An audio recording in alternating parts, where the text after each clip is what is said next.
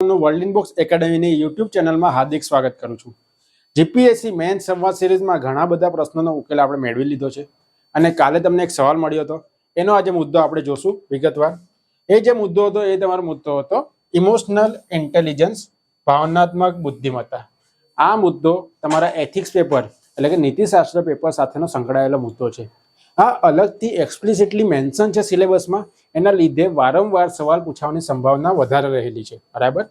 તો ચલો આ મુદ્દાને આપણે વિગતવાર સમજવાનું ચાલુ કરીએ। તો સૌથી પહેલા તો તમને બધાને એ સવાલ થવો જોઈએ કે ભાવનાત્મક બુદ્ધિમત્તા, ઇમોશનલ ઇન્ટેલિજન્સ એટલે શું, એનો મિનિંગ શું થાય છે।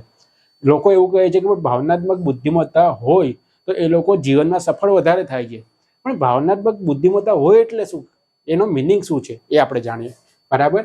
ચલો તો ભાવનાત્મક બુદ્ધિમત્તાની ડેફિનેશન તમારે લખ્યું હોય અથવા તમારે સમજવું હોય કે શું છે, તેનો એક જ મિનિંગ છે કે તમારે પોતાની લાગણી છે, પોતાની લાગણી, જે પણ પોતાની અંદરની લાગણીઓ ઉત્પન્ન થાય છે એને તો પહેલા શું કરવાનું છે, તમારે ઓળખવાની છે। ધારો કે મને હમણાં ગુસ્સો આવે છે તો તમને પોતાની જાતને ખબર હોવી જોઈએ કે મને ગુસ્સો આવે છે। મને હમણાં ખુશી થાય છે તો મને એવું ખબર હોવી જોઈએ કે ભાઈ હું પોતાની જાતને મને ખબર હોવી જોઈએ કે હું ખુશ છું આજે, બરાબર। તો એ રીતે જે પણ ભાવ, જે પણ લાગણી તમારામાં આવે છે એને સૌથી પહેલા તમારે ઓળખવાની છે। બીજી વસ્તુ શું છે, બીજો સ્ટેપ કે તમે ઓળખી લીધી પછી એ લાગણીને સમજવાની છે। એ લાગણીને શું કરવાની છે, સમજવાની છે કે ભાઈ આ ખુશી આવી છે, મને દુઃખ આવ્યું છે, મને ગુસ્સો આવ્યો છે, બરાબર। તો એ લાગણી મને કયા કારણોથી આવી છે, કયા કારણો છે કે એનાથી મને લાગણી આવી છે। અને ત્રીજો સ્ટેપ છે એને વ્યવસ્થાપન કરવાનું। વ્યવસ્થાપન કરવાનું એટલે તમને ગુસ્સો આવે છે, ચલો માની લીધું કે તમને બહુ ગુસ્સો આવે છે, પણ ગુસ્સાને તમારે વ્યવસ્થાપન કરવું પડશે। તમારે કેટલા હદે ગુસ્સાને બહાર કાઢવો છે, કયા ટાઈમે ગુસ્સાને બહાર કાઢવો છે, કઈ આવૃત્તિથી બહાર કાઢવો છે, એ બધી વસ્તુ તમારે શું કરવી પડશે, વ્યવસ્થાપન કરવી પડશે, તો તમે જીવનમાં સફળ થશો। તો એને ભાવનાત્મક બુદ્ધિમત્તા કહેવાશે, બરાબર। તો પહેલી વસ્તુ કે પોતાની લાગણીને ઓળખવી, લાગણી ઓળખાઈ જાય પછી એને સમજવી, અને લાગણી સમજાઈ જાય પછી એનું વ્યવસ્થાપન કરવું। આ થયું તમારી પોતાની લાગણી માટે।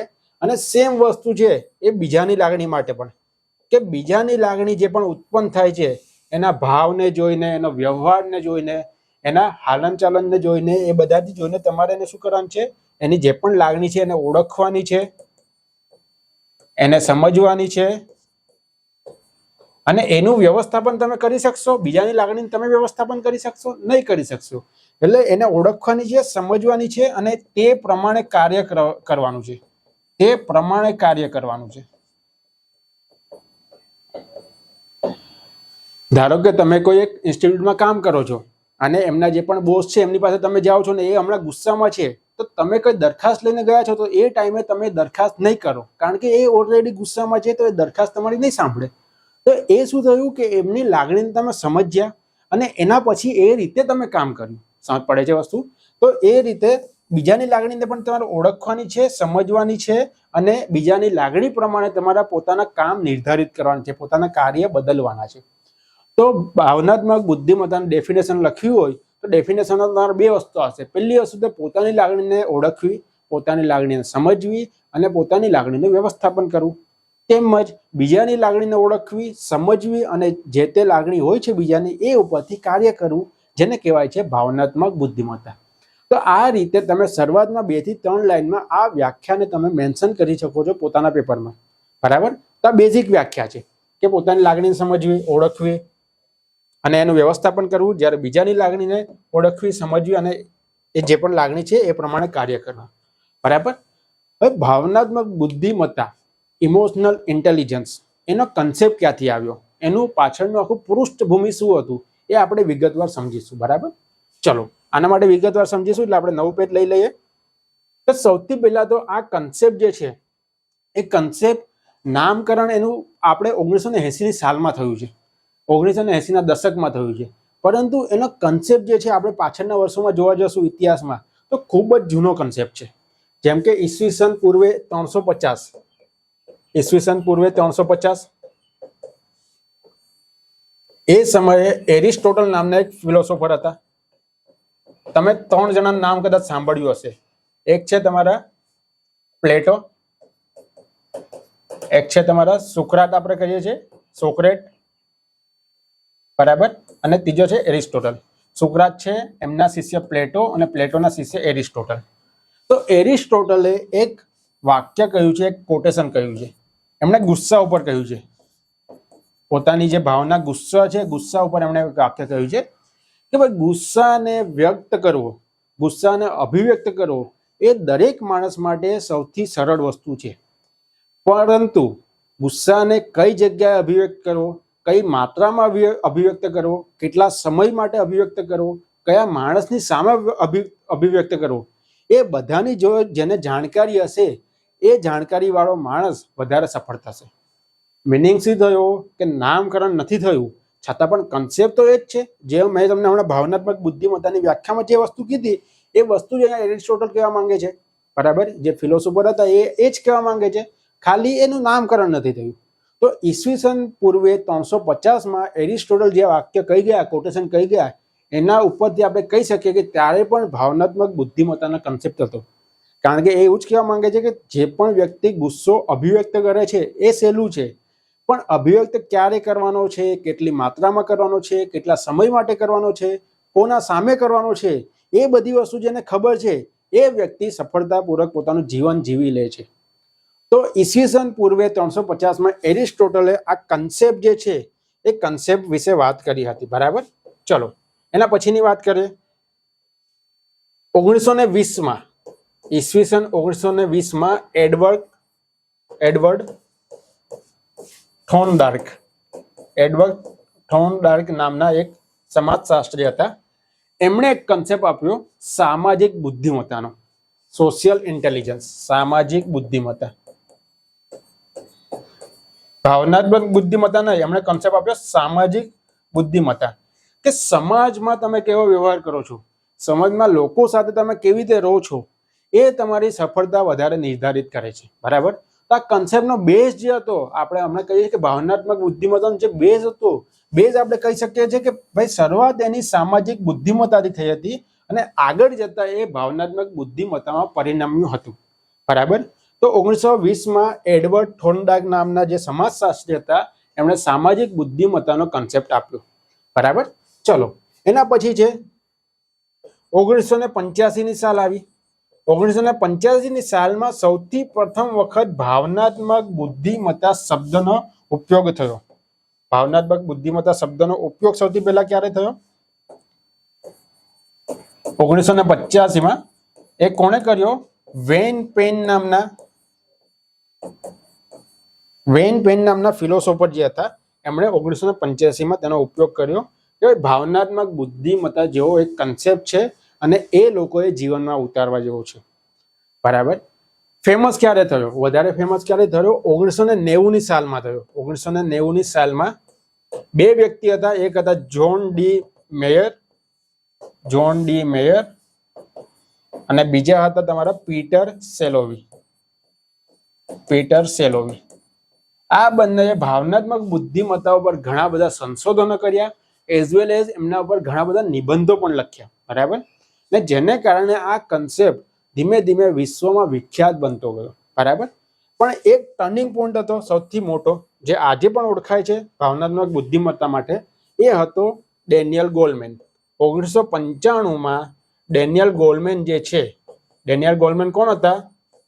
તો એ અમેરિકાના એક પત્રકાર હતા. ડેનિયલ ગોલમેન અમેરિકાના એક પત્રકાર હતા. તો એમણે એક બુક લખી. મારી પાસે ઓલરેડી બુક છે પણ હું આજે લઈ આવવાનું ભૂલી ગયો છું, બાકી હું તમને બતાડે. એ બુકનું નામ છે emotional intelligence, why it can matter more than IQ.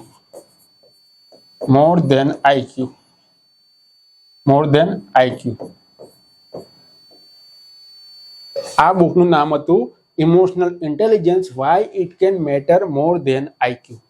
આ બુકમાં એમણે ઇમોશનલ ઇન્ટેલિજન્સ એટલે કે ભાવનાત્મક બુદ્ધિમત્તાનો કન્સેપ્ટ બહુ જ વિસ્તૃતથી જણાવેલો છે કે ભાઈ તમારે ભાવનાત્મક બુદ્ધિમત્તા કેવી રીતે શીખવાની છે, એના કયા કયા 5 પક્ષો છે અને એ કેવી રીતે તમારામાં અંદર આવશે અને એનાથી ફાયદા કયા કયા થશે, એના બધી વસ્તુમાં એણે વિસ્તૃતથી માહિતી આપી છે. ને જ્યારથી આ બુક નીકળી છે ત્યારથી વિશ્વભરમાં ભાવનાત્મક બુદ્ધિમત્તાનો કન્સેપ્ટ લાગુ થયો છે અને લોકો એને એક્સેપ્ટ કરે છે. સમજ પડે છે વસ્તુ? તો 1995માં ડેનિયલ ગોલમેને જ્યારે આ બુક બહાર કાઢી ત્યારથી વિશ્વ વિખ્યાત થયો છે આ કન્સેપ્ટ. બરાબર. એમણે તો એવું પણ કીધું કે ભાઈ 80% લોકોની સફળતા છે એમાં 80% ભાગ EI નો હોય છે, ભાવનાત્મક બુદ્ધિમત્તાનો હોય છે, જ્યારે 20% ભાગ IQ નો હોય છે, ઇન્ટેલિજન્સ કોશન્ટ. બરાબર. ઇન્ટેલિજન્સ કોશન્ટ IQ, જે આપણે કહીએ કે ભાઈ આનું IQ એટલું છે, આનું IQ એટલું છે. તો IQ નો ભાગ ખાલી 20% જ હોય છે, જ્યારે ભાવનાત્મક બુદ્ધિમત્તાનો સફળતામાં 80% ભાગ રહેલો છે. એમણે તો એમ પણ કહ્યું હતું, ડેનિયલ ગોલમેને એમ પણ કહ્યું હતું કે ભાઈ ભવિષ્યના સમયમાં, જ્યારે 1950ની બુક જ્યારે લખી હતી ત્યારે કહ્યું હતું કે ભવિષ્યના સમયમાં મહિલાઓ વધારે સફળ થશે. મહિલાઓ વધારે સફળ થશે. કેમ વધારે સફળ થશે? કારણ કે મહિલાઓમાં ઇમોશનલ ઇન્ટેલિજન્સ, ભાવનાત્મક બુદ્ધિમત્તા પુરુષો કરતા વધારે હોય છે. એટલે કદાચ આપણે 1995ના સમયથી આજે 25 વર્ષ પછી જોશું તો મહિલાઓનો દરેક જગ્યાએ કંઈ ને કંઈ ફાળામાં વધારો થયો છે. તો આ બુક પ્રમાણે, એમના વિચાર પ્રમાણે એ સાચું પણ પડ્યું છે. બરાબર. તો એ પ્રમાણે એવું કીધું કે જે વ્યક્તિમાં ઇમોશનલ ઇન્ટેલિજન્સ વધારે હશે, ભાવનાત્મક બુદ્ધિમત્તા વધારે હશે, એ માણસ જીવનમાં સફળ થશે.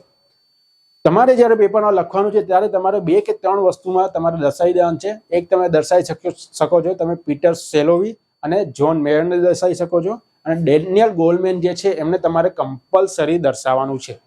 બરાબર. હવે આ પ્રમાણે આપણે કદાચ ભણવા જશું તો આપણે 2 મોડલ આવે છે ઇમોશનલ ઇન્ટેલિજન્સના.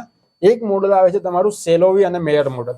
મેયર અને સેલોવી મોડલ. અને બીજું મોડલ છે તમારું Daniel Goleman model. Daniel Goleman model.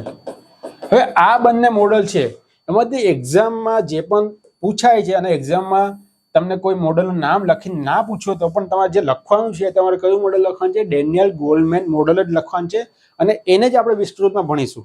સેલોવી model અને મેયર મોડલ જે છે એનું હું તમને જાણકારી આપી દઈશ, પણ એનું વિસ્તૃતમાં ભણવાની કોઈ પણ જરૂર નથી, કારણ કે એક્ઝામમાં નથી પૂછાતું. એઝ વેલ એઝ જે ડેનિયલ ગોલમેનનું મોડલ છે એ વ્યવહારમાં વધુ રીતે વ્યવહારિક છે. વ્યવહારિક વધુ રીતે છે, જેને લીધે લોકો એને એક્સેપ્ટ વધારે કરે છે. જ્યારે સેલોવી મોડલ અને મેયર મોડલ છે એ તમારું થિયરીમાં વધારે સારું છે, થિયરીમાં છે, પણ જ્યારે પણ તમે એને એપ્લાય કરવા જશો ત્યારે એ મોડલ ચાલતું નથી. બરાબર. તો મેયર મોડલ અને સેલોવી મોડલ જે છે એમાં ચાર પક્ષ આપ્યા છે, જે આપણે 4 પક્ષ વ્યાખ્યામાં લખ્યા એ 4 પક્ષ જ આપ્યા છે કે ભાઈ લોકોએ શું કરવું જોઈએ? પોતાની જે લાગણી છે, લાગણીને ઓળખવી, લાગણીને સમજવી, એને વ્યવસ્થાપન કરવું અને એ પ્રમાણે કાર્ય કરવું. આ 4 પક્ષ દર્શાવ્યા છે સેલોવી અને મેયર મોડલમાં. પણ આ મોડલની કંઈ પણ વિગતવાર ચર્ચા કરવાની આપણે જરૂર નથી. એઝ વેલ એઝ પેપરમાં પણ સ્પેસિફિકલી મેન્શન કરીને સેલોવી મોડલ કાં તો મેયર મોડલ તમને પૂછશે નહીં. જો સ્પેસિફિકલી મેન્શન હશે તો પણ તમારું ડેનિયલ ગોલમેન મોડલ જ મેન્શન હશે. છતાં પણ મેં તમને એના 4 પક્ષ કહી દીધા. હવે તમારે કદાચ એવું પેપર પૂછાય કે એક સવાલ કદાચ પૂછાઈ ગયો તો પણ તમે આ 4 વસ્તુમાં તમે 5 લાઈન લખી શકો છો. બરાબર. ચલો, તો આપણે હવે આગળ જશું. તો એની પૃષ્ઠભૂમિ જે હતી, ભાવનાત્મક બુદ્ધિમત્તાની પૃષ્ઠભૂમિ, એ આપણે વિગતવાર જોઈ. બરાબર. હવે આપણે જોશું ડેનિયલ ગોલમેનનું મોડલ કયું હતું. તો ડેનિયલ ગોલમેને એવું કીધું કે 5 વસ્તુ કોઈ એક વ્યક્તિમાં હોવી જોઈએ કે જેથી ભાવનાત્મક બુદ્ધિમત્તામાં એમાં વધારો થાય. કઈ 5 વસ્તુ હોવી જોઈએ? તો ડેનિયલ ગોલમેનના મોડલમાં એવું કહ્યું હતું કે સૌથી પહેલા તો સેલ્ફ અવેરનેસ હોવી જોઈએ. બરાબર. બીજી વસ્તુ શું કીધું? સેલ્ફ રેગ્યુલેશન હોવું જોઈએ. સેલ્ફ રેગ્યુલેશન એટલે શું? આત્મનિયંત્રણ.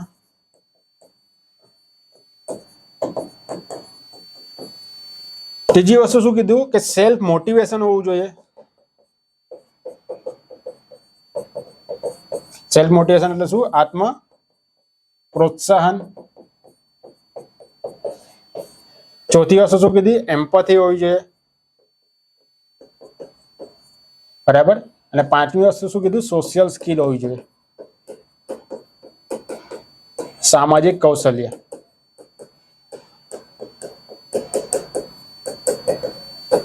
બરાબર.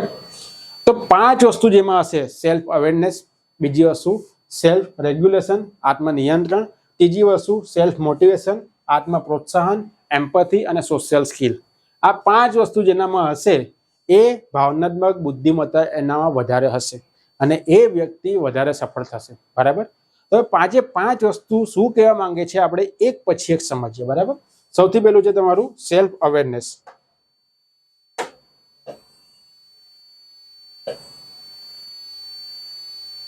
પહેલું તમારું છે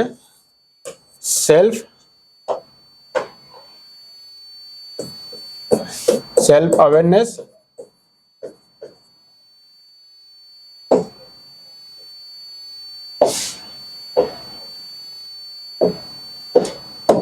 ચલો પહેલેથી આપણે કરીએ. પહેલું છે તમારું સેલ્ફ અવેરનેસ. ગુજરાતીમાં કેવું હતું તમારું? આત્મજ્ઞાન કાં તો સ્વજ્ઞાન, કે પોતાને પોતાના વિશે ખબર છે. બરાબર.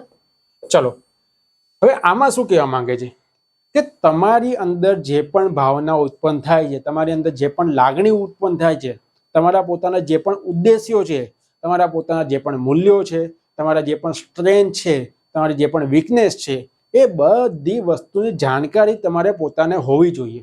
બરાબર. કઈ કઈ મુદ્દા હું બોલ્યો? કયા મુદ્દા હું બોલ્યો? સૌથી પહેલા તો તમારા અંદરના જે ઉદ્દેશ્યો છે, તમારા જીવનના ઉદ્દેશ્યો, બધાના જીવનના ઉદ્દેશ્યો હોય જ છે કે મારે ભાઈ ઓફિસર બનવું છે, કે મારે આખા જીવનમાં મારે આ કાર્ય કરવું છે. તે ઉદ્દેશ્ય તમને બધાને ખબર હોવી જોઈએ. બીજી વસ્તુ કે તમારા મૂલ્યો ખબર હોવા જોઈએ. ભાઈ હું એથિકલ છું, હું ઓનેસ્ટ છું, હું પંક્ચ્યુઅલ છું. બરાબર. હું વધારે પંક્ચ્યુઅલ છું તો હું ટાઈમસર જ જાઉં છું દરેક જગ્યાએ. બીજો કોઈ ટાઈમસર આવે કે નહીં આવે, હું તો ટાઈમસર પહોંચી જઈશ. તે મૂલ્યો તમને ખબર હોવા જોઈએ. ત્રીજી વસ્તુ કે તમારા અંદર જે લાગણી ઉત્પન્ન થાય છે એ લાગણી તમને ખબર હોવી જોઈએ કે ગુસ્સો મને આવે છે, મને ખુશી થાય છે, મને દુઃખ થાય છે. એ બધી લાગણી જે છે દરેક લાગણી તમને વ્યવસ્થિત જાણકારી એની હોવી જોઈએ. ચોથી વસ્તુ કે તમારી સ્ટ્રેન્થ. બરાબર. તમારી સ્ટ્રેન્થ શું છે? તમારી સ્ટ્રેન્થ લોકો સાથે વાત કરવી છે, તમારી સ્ટ્રેન્થ કમ્પ્યુટરમાં કામ કરવું છે, તમારી સ્ટ્રેન્થ ડાન્સ કરવું છે, તમારી સ્ટ્રેન્થમાં ધારો કે આપણે કોમ્પિટિટિવ એક્ઝામની વાત કરીએ તો તમે પ્રિલિમમાં જાઓ છો તો પ્રિલિમમાં તમારી સ્ટ્રેન્થ શું છે? પોલિટી સબ્જેક્ટ સ્ટ્રેન્થ છે તમારું, મેથ્સ સબ્જેક્ટ છે કે હિસ્ટ્રી સબ્જેક્ટ છે. તો જે પ્રમાણે તમારી સ્ટ્રેન્થ હશે એ પ્રમાણે તમારે વધારે માર્ક કન્ડક્ટ કરી શકશો કોમ્પિટિટિવ એક્ઝામમાં. એ જ રીતે તમે જીવનમાં પણ જે તમારી સ્ટ્રેન્થ હશે એના પર તમે કામ કરશો તો તમે વધુ સારી રીતે સફળતા મેળવી શકશો. બરાબર. સ્ટ્રેન્થ તમને ખબર હોવી જોઈએ, પ્લસ તમને વીકનેસ ખબર હોવી જોઈએ કે ભાઈ મારી આટલી વીકનેસ છે, હું 50 જણાની સામે હું જઉં છું તો મારાથી બોલાતું નથી, મને સ્ટેજનો ફિયર છે, આ મારી વીકનેસ છે. તો હવે એ વીકનેસને મારે સુધારવી છે. જ્યારે મને ખબર નહીં હોય કે ભાઈ હું 50 જણાની સામે જઈને બોલી નથી શકતો તો હું એને સુધારી જ નથી શકતો, કારણ કે મને ખબર જ નથી. પહેલી વસ્તુ કે તમારી વીકનેસ તમને ખબર હોવી જોઈએ. જો ખબર હશે તો તમે સુધારી શકશો, નહીં ખબર હશે તો તમે સુધારી શકશો નહીં. બરાબર. નોર્મલી કોઈ પણ ધંધો તમે ચાલુ કરો ત્યારે SWOT એનાલિસિસ કરીએ છીએ. SWOT એનાલિસિસ દરેક કોઈ પણ બિઝનેસ કે કોઈ પણ સ્ટાર્ટઅપ કરે તો SWOT એનાલિસિસ કરે. SWOT એનાલિસિસ એટલે શું? S એટલે સ્ટ્રેન્થ, W એટલે વીકનેસ, O એટલે ઓપોર્ચ્યુનિટી અને T એટલે થ્રેટ. બરાબર. તો આ રીતે દરેકના જીવનમાં પણ આપણે SWOT એનાલિસિસ કરવો જોઈએ.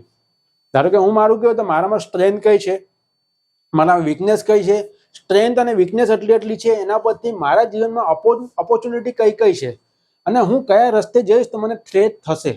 તો એ રીતે દરેકે પોતાના જીવનમાં SWOT એનાલિસિસ કરવો જોઈએ. જે રીતે આપણે ધંધામાં કે જે રીતે સ્ટાર્ટઅપમાં આપણે SWOT એનાલિસિસ કરીએ છીએ એ રીતે દરેકે પોતાના જીવનમાં પણ SWOT એનાલિસિસ કરવો જોઈએ. સમજ પડે છે વસ્તુ? તો આ રીતે કહેવા માંગે છે કે સ્વજ્ઞાન, સેલ્ફ અવેરનેસ એટલે શું કે ભાઈ પોતાના ઉદ્દેશ્યો ખબર હોવા જોઈએ, પોતાના મૂલ્યો ખબર હોવા જોઈએ, લાગણી ખબર હોવી જોઈએ, સ્ટ્રેન્થ અને વીકનેસ એ બધાને પોતાની ખબર હોવી જોઈએ. જો આ બધી વસ્તુ ખબર હશે તો પોતે ડિસિઝન બનાવી શકશે. આ બધી વસ્તુ ખબર હશે તો પોતે નિર્ણય બનાવી શકશે, તો જાતે કોઈ પણનો નિર્ણય બનાવી શકશે. બાકી એમણે શું કરવું પડશે? બાહ્ય લોકોની મદદ મેળવવી પડશે. લોકોને પૂછવું પડશે કે ભાઈ હું કોમ્પિટિટિવ એક્ઝામની પ્રિપેરેશન કરું મને આ સબ્જેક્ટ ફાવે છે, હું કરું કે ના કરું, હું યુપીએસસી કરું કે હું તલાટી કરું. અરે ભાઈ, પોતાને ખબર છે અંદરથી કે ભાઈ મારું લેવલ યુપીએસસી નું છે કે તલાટીનું છે, કે ભાઈ હું પ્રાઇવેટ જોબ કરીને 50,000 કમાવું કે 20,000 કમાવું કે 10,000 કમાવું. બીજાને શું કામ પૂછવાની જરૂર છે? જ્યારે પણ બીજાને પૂછીને કામ કરશો, પોતાને ખબર હશે તો પોતાને આઈડિયા જ આવી જશે કે મારે આટલી વસ્તુ કરવી છે, આટલી વસ્તુ નથી કરવી. કારણ કે આ બધી વસ્તુનું જ્ઞાન તમને હશે. જો આ બધી વસ્તુનું જ્ઞાન નહીં હોય, મિનિંગ શું કે તમે બીજાને પૂછવા જશો એટલે બીજા શું કરશે? બીજા પોતાનો જે અનુભવ હશે એ ઉપરથી તમને સલાહ આપશે, ને સલાહ એના માટે સાચી હશે પણ તમારા માટે કદાચ ખોટી પણ હશે. એને લીધે તમે સફળતા સરખી રીતે મેળવી શકશો નહીં. તો એને લીધે જીવનમાં સફળ થવા માટે ભાવનાત્મક બુદ્ધિમત્તાનો જે પહેલો પક્ષ છે, સ્વજ્ઞાન, સેલ્ફ અવેરનેસ, એ ખૂબ જ જરૂરી છે. કે મને પોતાને ખબર હોવી જોઈએ કે મારી પાસે આટલી વસ્તુ રહેલી છે. દરેક પર્સન પાસે, દરેક વ્યક્તિ પાસે અલગ અલગ વસ્તુ હોય છે. દરેકની સ્ટ્રેન્થ અલગ હોય છે, દરેકની વીકનેસ અલગ હોય છે. જે રીતે તમે કોઈ પણ વાર્તા સાંભળી હશે, હવે દરેક પ્રાણીને તમે ઝાડ પર ચડવાનું કહેશો, તેમાં જીતશે તો વાંદરો જીતશે, પછી એ હાથી હશે કે પછી એ સિંહ હશે, સમજ પડે છે વસ્તુ? એની સામે કોમ્પિટિશન કરશો તો જીતશે કોણ? વાંદરો જ જીતશે. તો એ પ્રમાણે પોતાની સ્ટ્રેન્થ, વીકનેસ, લાગણી, મૂલ્ય, ઉદ્દેશ્યો એ બધાની જાણકારી હોવી જરૂરી છે. તો આ પહેલો મુદ્દો છે તમારું સ્વજ્ઞાન, સેલ્ફ અવેરનેસ. બરાબર. બીજો મુદ્દો કયો છે આપણે જોયો તો ભાવનાત્મક બુદ્ધિમત્તામાં? સ્વનિયંત્રણ, સેલ્ફ રેગ્યુલેશન. બીજો મુદ્દો છે તમારું સેલ્ફ રેગ્યુલેશન, સ્વનિયંત્રણ.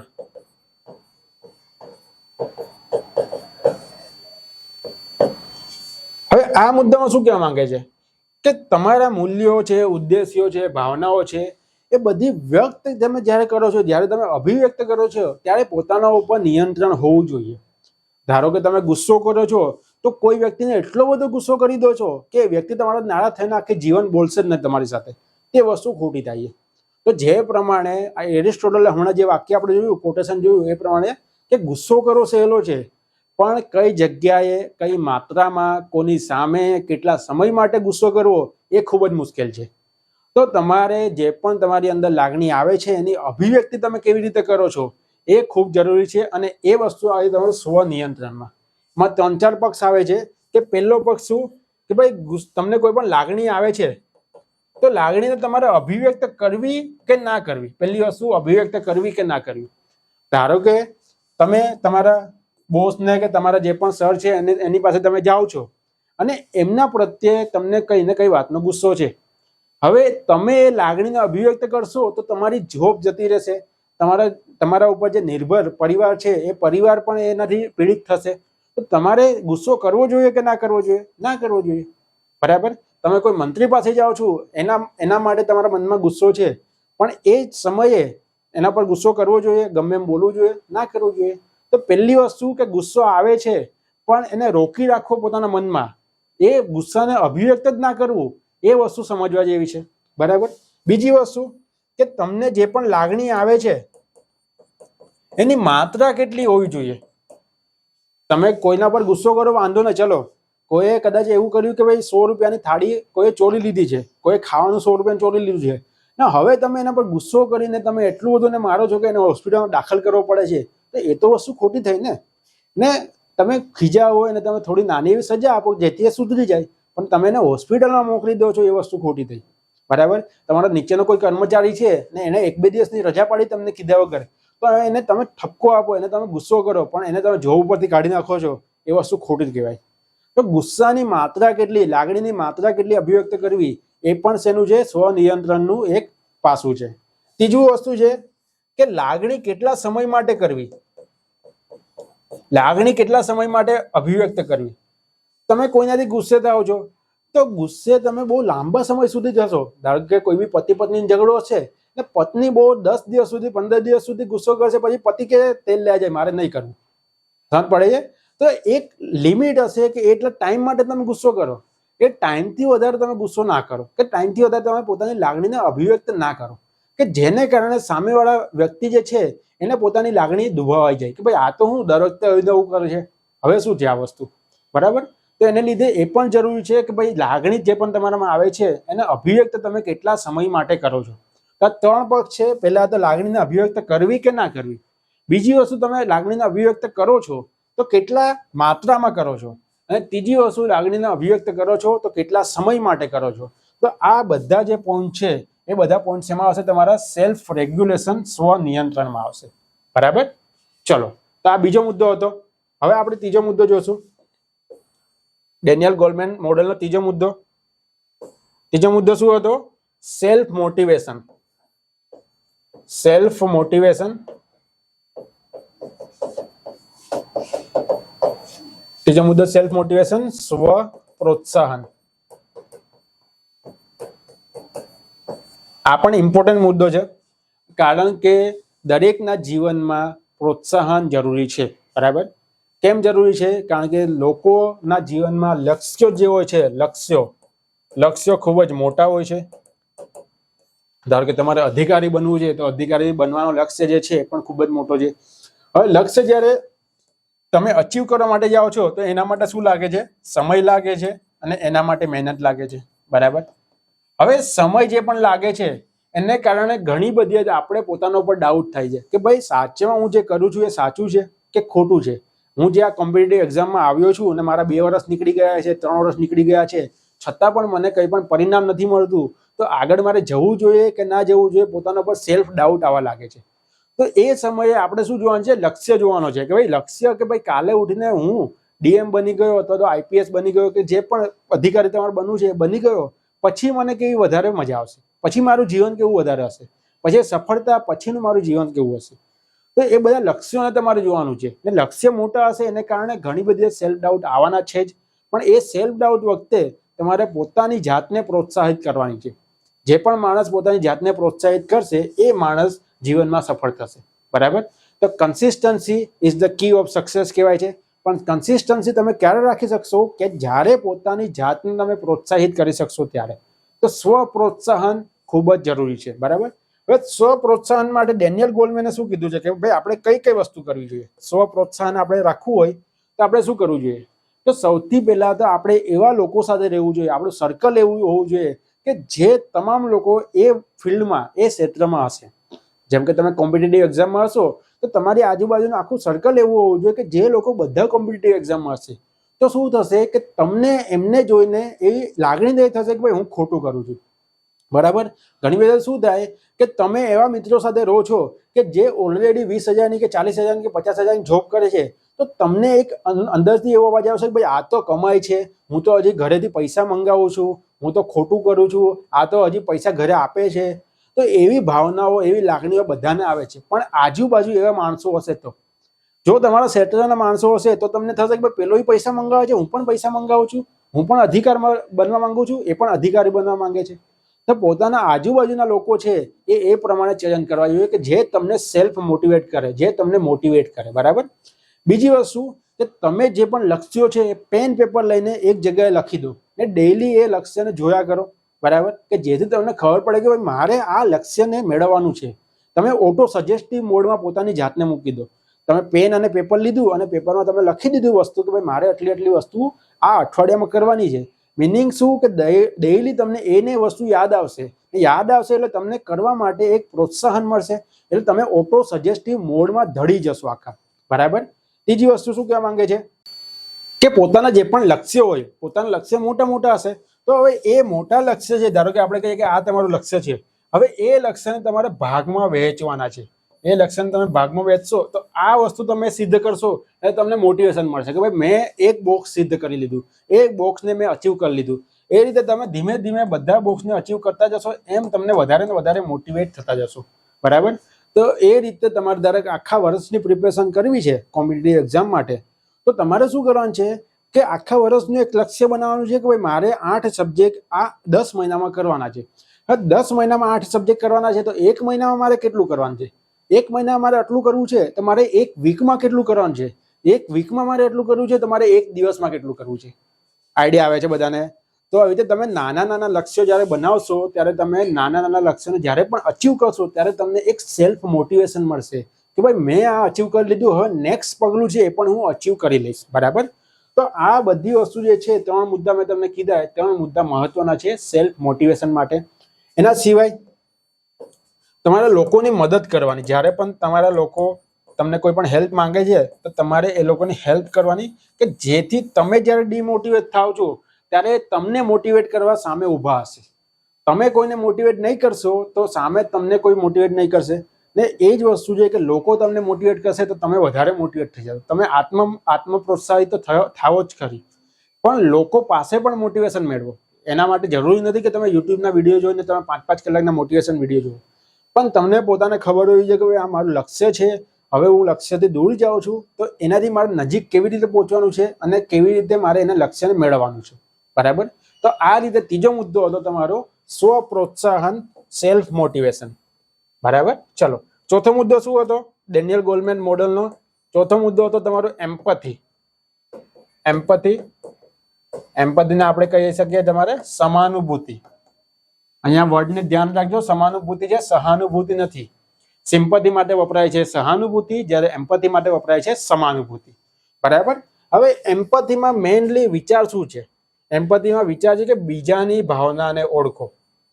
બીજાની ભાવનાને ઓળખો. ભાવના એટલે છોકરીનું નામ નથી, ભાવના એટલે લાગણી. બીજાની લાગણીને ઓળખો. બરાબર. હવે બીજાની લાગણીને ઓળખવાનો મતલબ શું કહેવા માંગે છે કે સામેવાળો વ્યક્તિના મૂળ કેવા છે એ ઉપરથી તમારે એની પાસે કામ કરાવવું જોઈએ, અથવા તમારે એની પાસેથી કામ લેવું જોઈએ. લોકોની સ્ટ્રેન્થ કઈ છે, લોકોની વીકનેસ કઈ છે, એ રીતે તમારે એને કામ સોંપવું જોઈએ. બરાબર. બે વસ્તુ હું બોલ્યો. તો ધારો કે હું તમને ઉદાહરણ આપું છું કે તમારા પપ્પા પાસે તમારે કઈ ને કઈ વસ્તુ માંગવી છે, તમારે બાઇક માંગવી છે કે મોબાઈલ માંગવો છે કે જે પણ વસ્તુ માંગવી છે, તો તમારા ફાધર જ્યારે પણ હેપી હશે ત્યારે તમે એ વસ્તુ માંગવા જશો. જ્યારે પણ ખુશ હશે ત્યારે માંગવા જશો. જ્યારે દુઃખી હશે ત્યારે નહીં જશો, તો તમને નહીં મળે. બરાબર. સેમ વસ્તુ તમારે કોઈ બીજા પાસેથી કોઈ પણ કામ કઢાવવું છે કાં તો કોઈ પણ કામ કરાવવું છે, તો તમે ક્યારે કરાવશો? કે જ્યારે એ વ્યક્તિનું મૂડ સારું હશે, એ વ્યક્તિ ખુશ હશે. બરાબર. તો એ ટાઈમે તમારે બીજાની ભાવનાને ઓળખવી, બીજાની લાગણીને ઓળખવી ખૂબ જ જરૂરી બને છે. બરાબર. બીજી વસ્તુ મેં તમને કીધી કે તમે એઝ અ લીડર, તમે લીડર સારા ક્યારે બની શકો? કે જ્યારે તમે બીજા વ્યક્તિની ક્ષમતાને બહાર કાઢી શકો. કોઈ એક વ્યક્તિમાં ક્ષમતા રહેલી છે, કોઈ એક વ્યક્તિમાં સ્ટ્રેન્થ રહેલી છે, વીકનેસ રહેલી છે. હવે તમારે એની સ્ટ્રેન્થને, એની ક્ષમતા, એની વીકનેસને તમારે ઓળખવાની છે અને એ ઓળખીને પછી એમને કામ આપવાના છે. ધારો કે આપણી પાસે 10 કામ કરવા માટે 10 માણસો છે, તો કયા માણસને કયા કામ પર મૂકશું એ આપણી અંદર હોવું જોઈએ. હવે આપણી અંદર કેવી રીતે હશે? કારણ કે આપણને એની સ્ટ્રેન્થ, એની વીકનેસ ખબર હશે ત્યારે કે ભાઈ આ માણસ અહીંયા કામ કરી શકે છે. ઇલેક્ટ્રિશિયનને કોઈ મેકેનિકલ, કોઈ પણ મેકેનિકલનું યંત્ર છે એના પર કામ કરવા મૂકશે તો કામ કરી શકશે? નહીં કરી શકે. તો એ રીતે દરેક માણસની પોતાની સ્ટ્રેન્થ મુજબ કામ કરવા માટે આપશે. તો એ લીડરમાં શું હોવું જોઈએ? એમ્પથી હોવી જોઈએ કે ભાઈ બીજાની લાગણીઓ, બીજાની સ્ટ્રેન્થ, બીજાની વીકનેસ સમજવાની એક ક્ષમતા હોવી જોઈએ. બરાબર. તો ચોથો મુદ્દો તો તમારો એમ્પથી. પાંચમો મુદ્દો છે તમારો સોશિયલ સ્કિલ.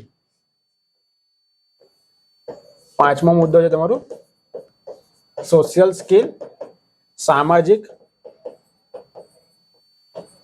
કૌશલ્ય.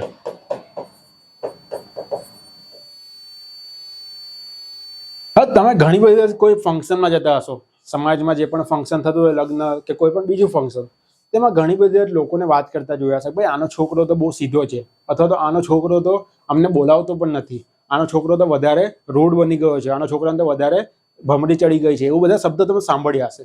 હવે એ શબ્દ કેમ સાંભળો છો? કારણ કે લોકોમાં સામાજિક સ્કિલ, સામાજિક કૌશલ્ય ઓછું વધતું હોય છે. તમારે લોકો સાથે કેવી રીતે વ્યવહાર કરો એ તમને ખબર હોવી જોઈએ. તમારાથી ઉંમરના વધારે ઉંમરના લોકો છે તો એમની સાથે તમારે કેવી રીતે વાત કરવી જોઈએ. તમારામાંથી ઉંમરના નાના લોકો છે તો એમને તમારે કેવી રીતે માન આપવું જોઈએ, કે એમની પાસેથી તમારે કેવી રીતે વાતો કઢાવી જોઈએ, વાતો કરવી જોઈએ એમની પાસેથી. તો એને શું કહેવાય છે? સામાજિક કૌશલ્ય કહેવાય છે. બીજી વસ્તુ કે તમારો કોઈ સાથે સમાજમાં ઝઘડો થાય છે, તે ઝઘડાને તમારે સોલ્વ કેવી રીતે કરવાનો કે જેથી એમને પણ સારું લાગે એઝ વેલ એઝ તમને પણ સારું લાગે. તો એ પણ એક તમારું શું છે? સ્કિલ છે, એક સોશિયલ સ્કિલ છે, એક સામાજિક કૌશલ્ય છે. બરાબર. ત્રીજી વસ્તુ કે લોકો જ્યારે પણ 10-15 લોકો મળે છે ત્યારે તમે લોકોને કંઈ કામ આપો છો અથવા લોકો પાસે કંઈ પણ વાત સાંભળો છો, લોકોને વાત કહો છો, તો ત્યારે કેવા શબ્દોનો ઉચ્ચાર કરો કે જેથી બધા લોકોને સારું લાગે. એવું ના થવું જોઈએ કે 10માંથી 5 લોકોને ખરાબ લાગશે અને 5 લોકોને સારું લાગશે. ચોથી વસ્તુ કે તમારે સમાજમાં દરેક વ્યક્તિ સાથે નાનામાં નાનો સંબંધ બનાવી રાખવો પડશે. કારણ કે નાનામાં નાનો વ્યક્તિ ગમે ત્યારે તમે જીવનમાં કામ લાગી શકે છે. તો આપણે કોઈ સાથે સંબંધ તોડવાનો નથી.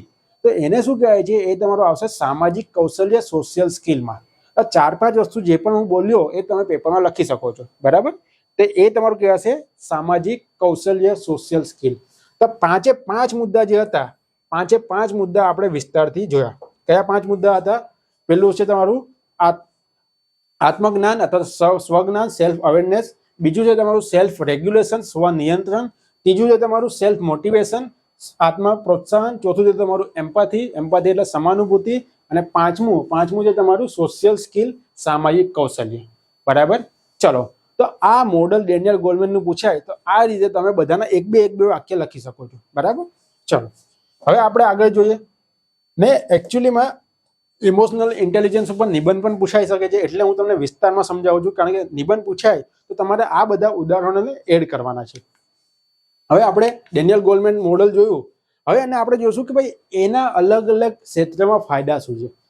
ધારો કે મારી પાસે ભાવનાત્મક બુદ્ધિમત્તા છે, તો મને અલગ અલગ ક્ષેત્રમાં કયા ફાયદા થશે?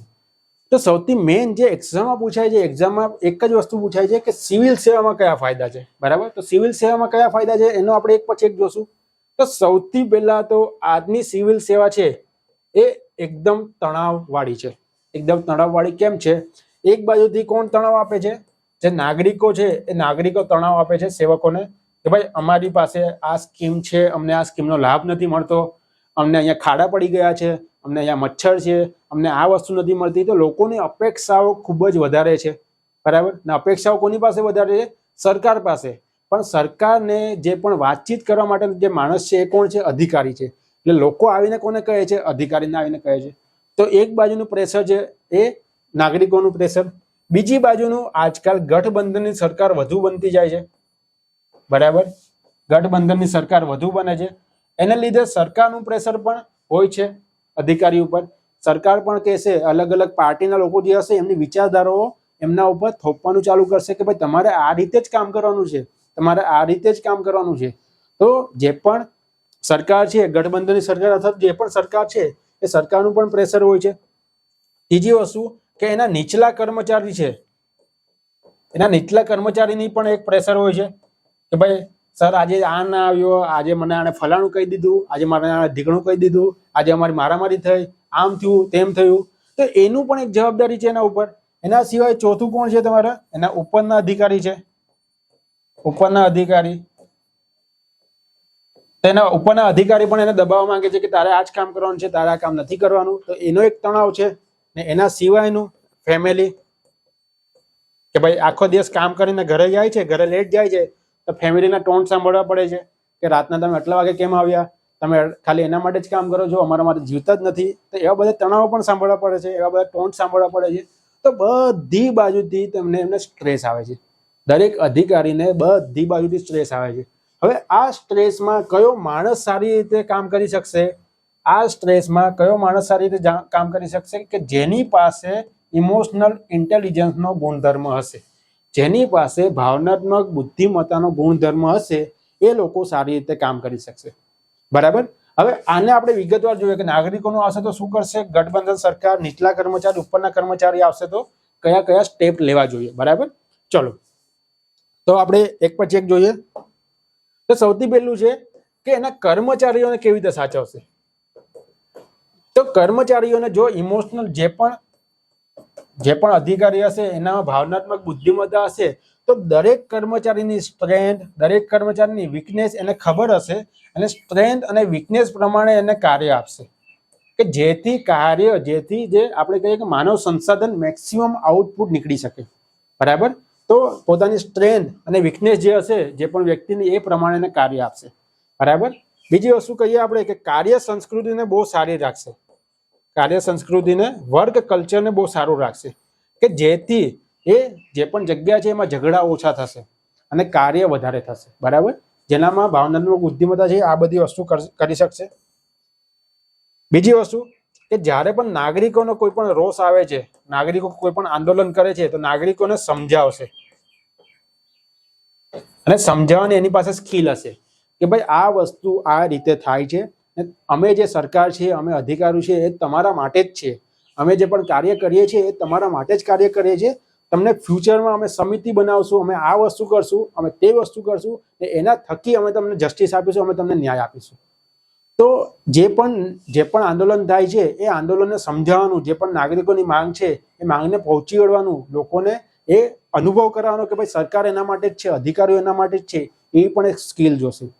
તમે ધારો કે ઘણા બધા આંદોલન સાંભળ્યા હશે અને એમાં અધિકારીઓની વાતો સાંભળી હશે, ઘણા બધા આંદોલન જોયા હશે, સાંભળ્યા હશે નહીં, જોયા હશે, ને એમાં અધિકારીની વાતો સાંભળી હશે.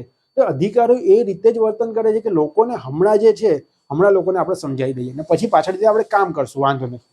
તો એ સમજવાની સ્કિલ હોવી જોઈએ, બરાબર. ત્રીજી વસ્તુ કે કોઈ પણ રાજનીતિક દબાવ આવે છે, રાજનીતિક દબાવ આવે છે તો એ રાજનીતિક દબાવને કેવી રીતે આપણે પાર પાડવો જોઈએ, કે ભાઈ આપણે જે પણ નેતા છે એને ચોખ્ખું ના પાડી દેવું જોઈએ કે ભાઈ આ વસ્તુ મારે જ નહીં થાય, આ વસ્તુ તો અનૈતિક છે. તો શું કરશે, અધિકારીને કાઢીને બીજી જગ્યાએ મોકલી દેશે, બીજા અધિકારીને અહીંયા લઈ આવશે અને પોતાનું કામ કરાવી લેશે. તો આપણે શું કરવું જોઈએ અધિકારી તરીકે, તો આપણે અધિકારી તરીકે કહેવું જોઈએ કે ભાઈ સર, હું આ કામ કરવા માટે રેડી છું, પણ જો આ કામ કરશું ને આટલા પરિણામો આવશે તો એનો જવાબદાર કોણ હશે, મને તમે કહી શકશો? જો આ વસ્તુમાં તમને પણ ગેરફાયદો છે, મને પણ ગેરફાયદો છે, તો તમે કહો હું કરવા માટે રેડી છું, પણ તમે એક જ વિચારી જોવો ને. એમ કરીને ધીમે ધીમે એ જે પણ નેતા છે એના માઇન્ડમાં તમારે નાખવું પડશે, એકદમ સ્લો પ્રોસેસથી કરવું પડશે, બરાબર. તો એ રીતે તમારે ડિપ્લોમેટિક પણ બનવું પડશે, બરાબર. ચલો, તો આ રીતે શું છે, સિવિલ સેવામાં એના ફાયદા છે. ચલો, હવે નેક્સ્ટ વસ્તુ છે તમારું સામાજિક અને આર્થિક ફાયદાઓ કયા છે. તો સામાજિક ફાયદામાં મોસ્ટ ઓફ આપણે જોઈ લીધા છે કે સમાજમાં કેવી રીતે લોકો સાથે વાત કરવી. જો તમે લોકો સાથે સારી વાત કરશો તો તમારી પ્રશંસા વધારે થશે, બરાબર. તમારે લોકો સાથે કેવી રીતે ઝઘડાનું સોલ્વ કરવા, તમે કોઈ સાથે ઝઘડો કરો છો તો એને કેવી રીતે સોલ્વ કરો. ઘણી બધી શું થાય છે કે તમે ઝઘડો સોલ્વ ના કરો પણ તમે એગ્રી ઓન ડિસએગ્રી થાવ, એટલે કે સોલ્વ જ ના કરો પણ ભવિષ્યમાં એની વાત ના કરતા. તો એ પ્રોસેસમાં કેવી રીતે બેસવું છે, દરેક લોકોને ખુશી મળે એ રીતે તમારે વાત કેવી રીતે કરવી છે, એ રીતે તમારે સમાજમાં પ્રશંસા વધારે થશે અને સામાજિક લાભ વધારે થશે. ત્રીજી વસ્તુ કે આર્થિક લાભ, આર્થિક ફાયદાઓ કયા કયા છે. તો આર્થિક ફાયદાઓ, જો તમારામાં ભાવનાત્મક બુદ્ધિમત્તા હશે, આર્થિકનો મતલબ શું છે કે તમારે ગ્રાહક જે છે, ગ્રાહક તમારો ભગવાન કહેવાય છે, ગ્રાહક તમારો સેન્ટર પોઈન્ટ હોય છે. તો ગ્રાહકની ભાવના સમજવી જરૂરી છે. ઘણી બધી એડવર્ટાઇઝ આવે છે એકદમ ભાવનાત્મક એડવર્ટાઇઝ હોય છે કે તમને એકદમ જકડીને રાખે છે કે તમારા સાથે જ કંઈ થયું હોય ને એવું જ તમને લાગે છે. કેમ? કારણ કે એ જે વ્યક્તિ છે એ તમારી ભાવનાને સમજે છે. તો ભાવનાત્મક બુદ્ધિમત્તા એટલે શું? ગ્રાહકની ભાવનાને સમજવી ને એ પ્રમાણે તમારે પ્રોડક્ટને બનાવવી, અથવા તો એ પ્રમાણે તમારે માર્કેટિંગ કરવું, એ પ્રમાણે તમારે સેલ્સ કરવું, બરાબર. કોઈ પર્ટિક્યુલર વસ્તુ પર્ટિક્યુલર માણસને જ કેમ વેચાય છે? કારણ કે એ પ્રમાણેનું સેલ્સ અને માર્કેટિંગ થાય છે, એ પ્રમાણે એમના કેમ્પેન ચાલે છે, બરાબર. તો એ વ્યક્તિને આર્થિક લાભ વધારે થશે. એ ધંધાદારી હશે, એ જે લીડર હશે તો એમને ખબર હશે કે કયા માણસને મારે કયું કામ આપવું છે, કયા સમયે મારે કયું કામ આપવું છે, ને કેવી રીતે કોના પર ગુસ્સો કરવો છે, કેવી રીતે લોકો પાસે કામ કઢાવવા છે.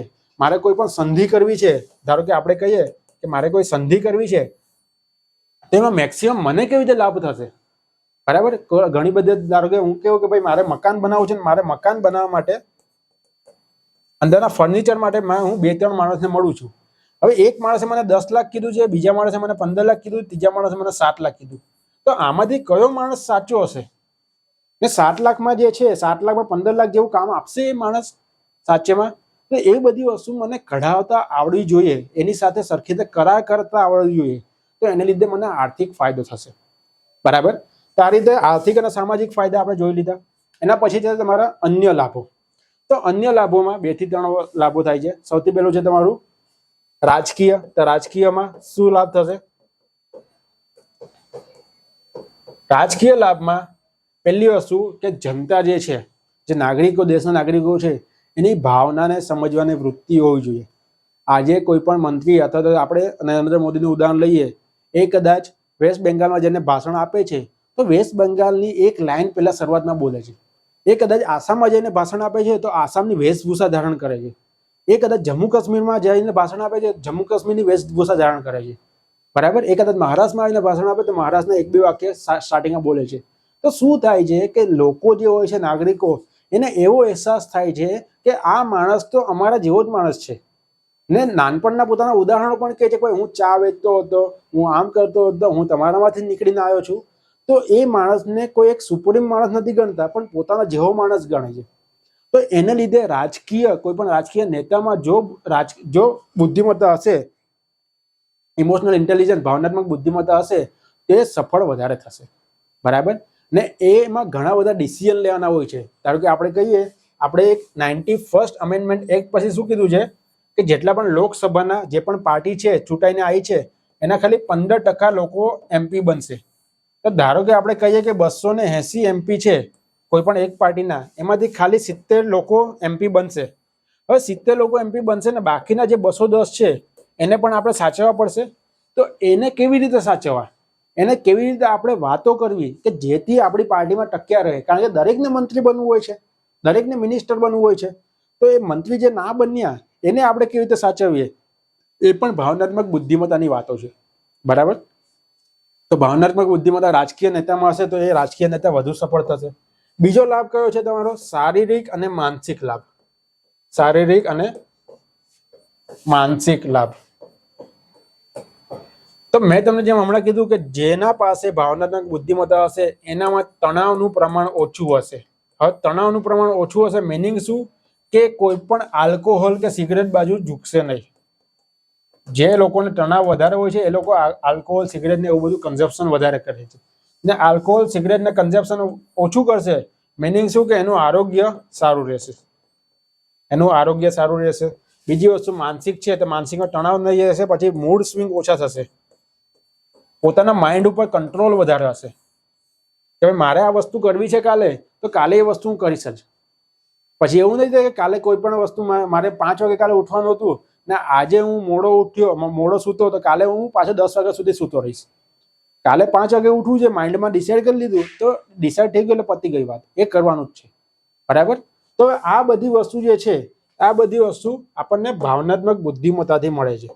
પણ તમે હવે એવો પ્રશ્ન થશે કે ભાઈ ભાવનાત્મક બુદ્ધિમત્તા છે એ મારે કેળવવી છે, તમે સર બધું જે મને કીધું એ બધું મારે કરવું છે, પણ હવે એની શીખવાની રીતો કઈ છે? કેવી રીતે હું ભાવનાત્મક બુદ્ધિમત્તા શીખી શકું છું? તો બે વસ્તુ છે. એક ભાવનાત્મક બુદ્ધિમત્તાનો સંજ્ઞાત્મક ભાગ આવે છે. સંજ્ઞાત્મકને ઇંગ્લિશમાં કહેવાય છે કોગ્નિટિવ. બરાબર? અને બીજો જે ભાગ આવે છે તમારો છે ભાવનાત્મક ભાગ. ભાવનાત્મક એને કહેવાય છે ઇમોટિવ. હવે સંજ્ઞાત્મક ભાગ છે. સંજ્ઞાત્મક ભાગ એટલે શું? કે તમારે ખાલી ભાવનાત્મક બુદ્ધિમત્તાનું નોલેજ મેળવવું હશે તો એ તમારો ભાગ થશે સંજ્ઞાત્મક ભાગ. જેમ કે તમે ડેનિયલ ગોલમેનની બુક જે છે emotional intelligence, why it can matter more than IQ, તો એ બુકને તમે આખી રીડ કરી લેશો, મારા 1 કલાકના લેક્ચરને જોઈ લેશો ને એ ખાલી જ્ઞાન તમે મેળવી લેશો કે ભાઈ આને ઇમોશનલ ઇન્ટેલિજન્સ કહેવાય, આનાથી એટલા ફાયદા થશે, આમ થશે, તેમ થશે, ફલાણું થશે, ઢીકણું થશે. તો એને શું કહેવાય છે? એને ઓનલી કોગ્નિટિવ પક્ષ તમે શીખ્યા કહેવાશો, સંજ્ઞાત્મક પક્ષ તમે શીખ્યા કહેવાશો કે ભાઈ આ રીતેનું જ્ઞાન મારી પાસે છે. પણ જ્યારે તમે એ જ્ઞાનને એપ્લાય કરશો પોતાના જીવનમાં, જ્યારે તમે એ જ્ઞાન જે લીધું છે એને એપ્લાય કરશો કે ભાઈ મારે આ રીતે શીખવાનું છે, આ રીતે મારા ફાયદા થાય છે, આ રીતે હું મારી જાતને મૂલ્યાંકન કરીશ, આ રીતે મારી જે પણ સ્કિલ છે એને હું વિકસાવીશ, તો જે પણ તમે એપ્લાય કરશો એને શું કહેવાય છે? એને કહેવાય છે તમારું ભાવનાત્મક ભાગ. તો જે ભાગ સંજ્ઞાત્મક છે એ ઇઝીલી બધામાં આવી જાય છે, કારણ કે એક બુક વાંચતા મને 15 દિવસ થશે, આ લેક્ચર જોતા મને 1 દિવસ થશે, તો 1 મહિનામાં મને સંજ્ઞાત્મક ભાગ આવી જશે. પણ ભાવનાત્મક ભાગ જે ઇમોટિવ ભાગ કહેવાય છે એ તમારે 1 દિવસમાં નહીં આવે, એ ખૂબ જ લાંબો સમય સુધી તમારે જવું પડશે, ત્યારે તમે એ ભાવનાત્મક ભાગને શીખી શકશો. બરાબર? તો ભાવનાત્મક ભાગને શીખવા માટે તમારે શું કરવાનું છે? એ શીખવા માટે તમારે ડેઈલી અને કન્ટિન્યુઅસ તમારે શું કરવાનું છે? આત્મ મૂલ્યાંકન કરવાનું છે. આત્મ મૂલ્યાંકન કરવાનું છે કે ભાઈ મારી અંદર આ લાગણી આવે છે તો આ લાગણી કેમ આવે છે? મારી અંદર આટલી ખામીઓ છે તો આટલી ખામીઓ કેમ છે? મારી અંદર આટલી સ્ટ્રેન્થ છે તો આટલી સ્ટ્રેન્થને હું કઈ જગ્યાએ યુઝ કરી શકું કે જેથી મને મેક્સિમમ આઉટપુટ મળે? મારી અંદર ખામીઓ રહેલી છે તો એ ખામીઓનું કેવી રીતે સુધારી શકું? મારી અંદર ખામીઓ છે એને લીધે હું વધારે સ્ટ્રેસમાં જાઉં છું, તેના ઉપર વધારે ધ્યાન ના આપું. તો આ બધી વસ્તુને તમારે આત્મ મૂલ્યાંકન કરવાની છે કે મારી આટલી વસ્તુ છે, આટલી વસ્તુને હું આ રીતે ગોઠવીશ, બરાબર. ને આત્મ મૂલ્યાંકન કર્યા પછી એમાં ધીમે ધીમે સુધારો લઈ આવવાનો છે. ધીમે ધીમે કેમ કેવું છું? કારણ કે એક દિવસમાં સુધારો નહીં આવે. તમારે પોતાની જાતને સુધારવી હશે તો એના માટે તમારે 3 મહિના, વર્ષ, કોઈને 2 વર્ષ, કોઈને 5 વર્ષ સુધી મહેનત કરવી પડશે. તો ધીમે ધીમે સુધારો લઈ આવવો પડશે, બરાબર.